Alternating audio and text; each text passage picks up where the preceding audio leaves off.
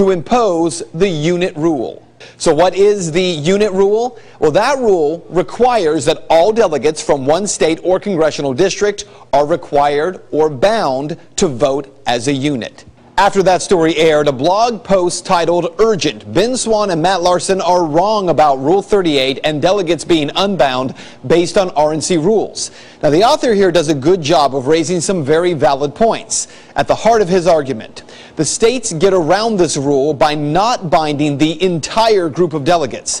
They always have at least one delegate unbound, and it's usually 3 unbound delegates. So they are not enforcing a unit rule in any way. Therefore, Rule 38 does not apply to the argument. And that is true. For instance, in Ohio, we have 66 delegates, and they are bound delegates. But of those 66, there are 3 RNC delegates who have the freedom to vote however they choose. Therefore, the blogger correctly states that this allows the RNC to get around the unit rule.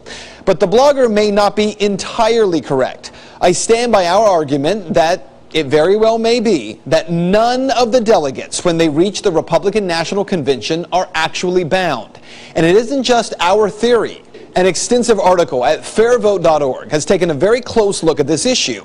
And the truly important issue is this. The author states that the RNC rules provision on the unit rule make it clear that delegates are not bound to vote according to how most delegates from their state are voting. They go on to say delegates can vote according to their own judgment and conscience. So, what is all of this based on? Actually, it's not our interpretation of the RNC rules or fairvote.org's interpretation. It is the interpretation of the RNC Legal Counsel. In 2008, this issue came up. It was actually in Utah, where a delegate did not want to join with the rest of the state and vote for John McCain, and instead demanded that his vote be cast for Mitt Romney. McCain won Utah with 62% of the vote in 2008. But here's the most important part.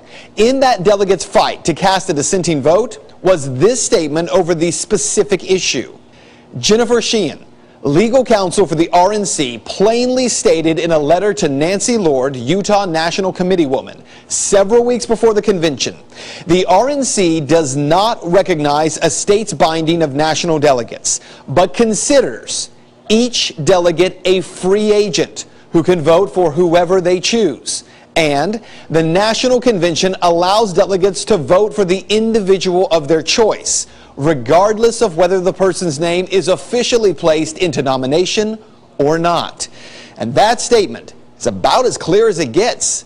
The delegate process was actually designed to entrust a group of voters with the power to override the popular vote in each state in order to ensure that the best candidate is chosen. Keep in mind, the